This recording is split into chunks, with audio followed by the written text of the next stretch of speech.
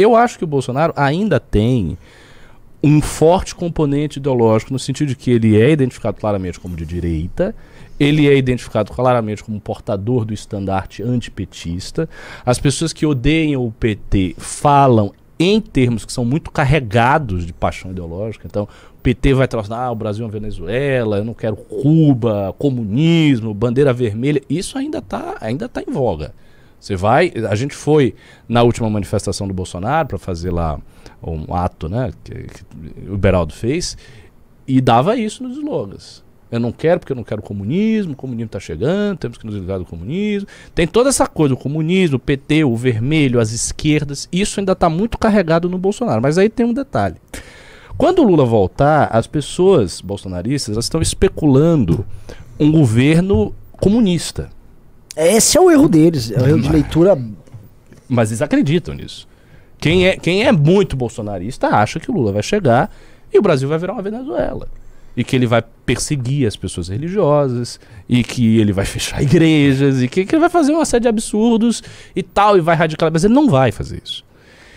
O que é que eu prevejo? O que eu acho que vai acontecer?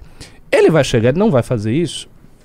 De início, os caras vão ficar aqui tentando esquentar esse negócio do Lula, o bicho-papão comunista, criatura perigosa. Isso pode perdurar, sei lá, 1 ano, 2 anos. Mas a tendência é que esse discurso enfraqueça na medida em que ele não corresponde à realidade. As pessoas vão ver que o Lula não está fazendo isso. E elas vão percebendo, mas não, cadê o comunismo? Cadê Che Guevara? Sabe? Não tá rolando esse negócio. Cadê a igreja fechada? Cadê a igreja fechada? Coisa, não se esquece nenhuma. Que os mesmos líderes evangélicos mainstream que estão apoiando o Bolsonaro apoiavam o Lula antes. Exato, porque... É só o Lula cooptar. E tem uma coisa, o antipetismo, isso é uma coisa também muito essencial. O antipetismo mais antigo, e eu senti isso aqui em São Paulo, que é provavelmente o antipetismo do seu pai e o seu, tá? Sim. Era um antipetismo muito identificado assim. A gente não gosta do Lula por quê? Porque o Lula é ladrão, porque, de fato, o Lula é mais à esquerda e eu não gosto. Era uma coisa muito de identificação com o Fernando Henrique, de identificação com uma direita possível, de identificação com o empresário de São Paulo que trabalha e fica um monte de fiscal em cima e tal. Sim. Ou seja, é um antipetismo com uma carga ideológica diferente, bem mais suave e que se reporta muito menos à ideia de um terror comunista. As pessoas não ficavam aterrorizados com o comunismo em 2013 quando rolou o Mensalão. O que fez aquela coisa toda do Mensalão e tal, foi perceber que o PT era um partido canalha, por não gostar, por exemplo, de algumas coisas que é bem típico no petismo, aquela cultura sindicalista escrota, daqueles caras, sabe, mal educados, que chegam com a barriga de fora. Isso, classicão. Grosseirão. Vence na vida, virou, o Lula chegou lá, o cara gordão, desqualificado. É que o Bolsonaro fez isso pra caralho também, né? Foda. Então, a galera, especialmente de classe média, que tinha nojo disso, que não gostava disso e que gostava mais de outra coisa, tinha um modelo americano, Fernando Henrique, mais educado, empresário e tal. Essas pessoas tinham a recusa do PT. Esse é o antipetismo, em termos de sentimentos, originário. Só que isso foi transformado. Isso foi transformado pelo quê? Porque aí surge realmente uma corrente da nova direita, que se afirma ideologicamente, já com um discurso anticomunista muito forte, inspirado no Olavo de Carvalho, aquela coisa toda que a gente já conhece. Quando vem esse outro discurso, que de início era um discurso de círculos pequenos, eram poucas pessoas que acreditavam nesse negócio. Isso cresce, isso meio que toma esse espaço daqui. Só que não é um processo, veja, é um processo muito artificial, porque ele não é verdadeiro, ele não corresponde à realidade. E ele fica grande de fato com o negócio da Dilma.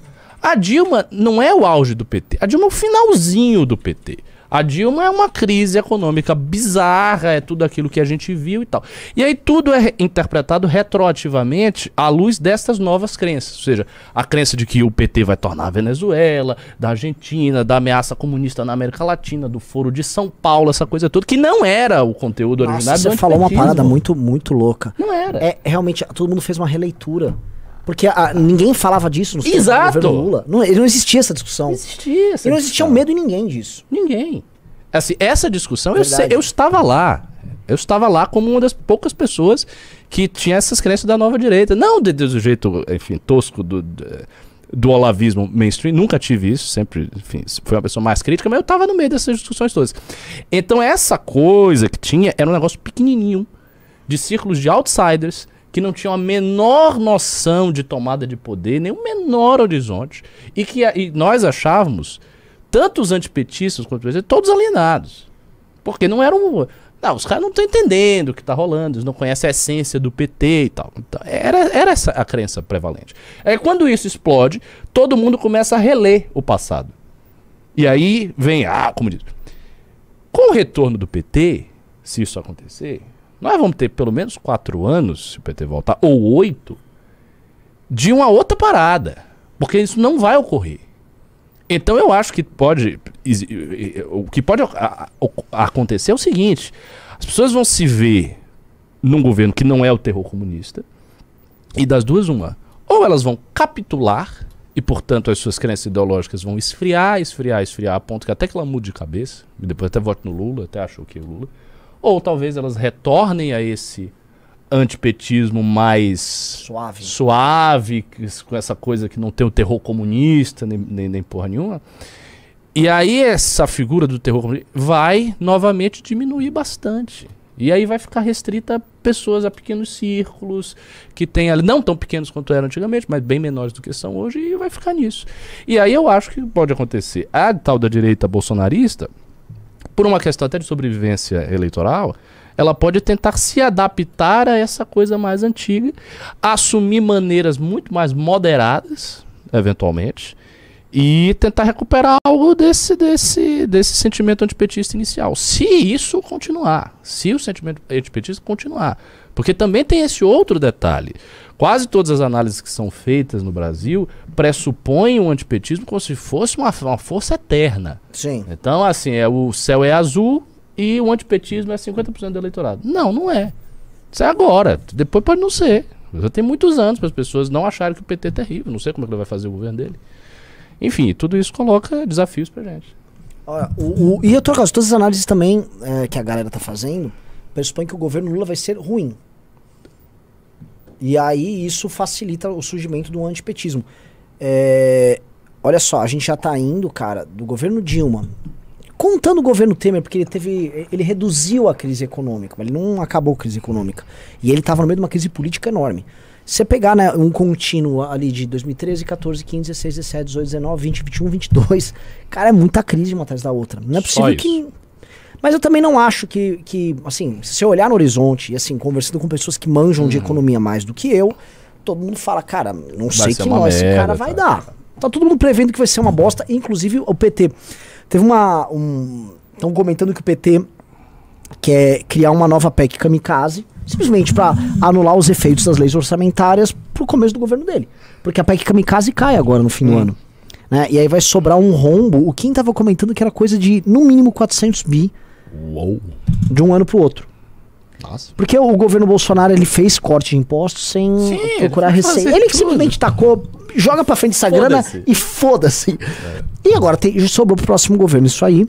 E o Lula simplesmente ia dar outro foda-se também. Né? E me parece assim, eles estavam até falando com o STF. Tipo, a gente vai ter que dar uma trabalhada aqui e ali. Seria uma ação emergencial de primeiro ano. Ou, assim, conta pública, não é só conta pública, o real vai para as cucuias.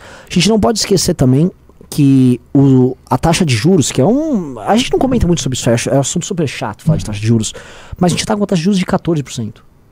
É gigante, é aquelas taxas de juros bizarras, de 2 dígitos. E o mundo já tá até praticando juros negativos. Sim. E assim, o Brasil voltou, o Bolsonaro ali até 2021 tava com 2,5%. 14% para tentar segurar a inflação. A gente pouco tá comentando isso, porque o que eles estão fazendo? É claramente uma coisa de curto prazo. Você taca a taxa de juros para cima, mas você injetou muito dinheiro na economia. Então o efeito recessivo da taxa de juros está alto, ele meio que fica, né, você não percebe porque você teve uma injeção maciça de dinheiro e corte de impostos. Só que isso vai acabar. No momento que isso acaba, você só tem a taxa de juros alta. Né? E aí eu acho que o bicho pega, que é o que eu acho que o PT está prevendo. E começar um governo PT nessa linha, realmente vai ser muito duro pro Lula. Você precisa estar no Congresso do MBL. Eu vou deixar o link no comentário fixado e você precisa estar lá.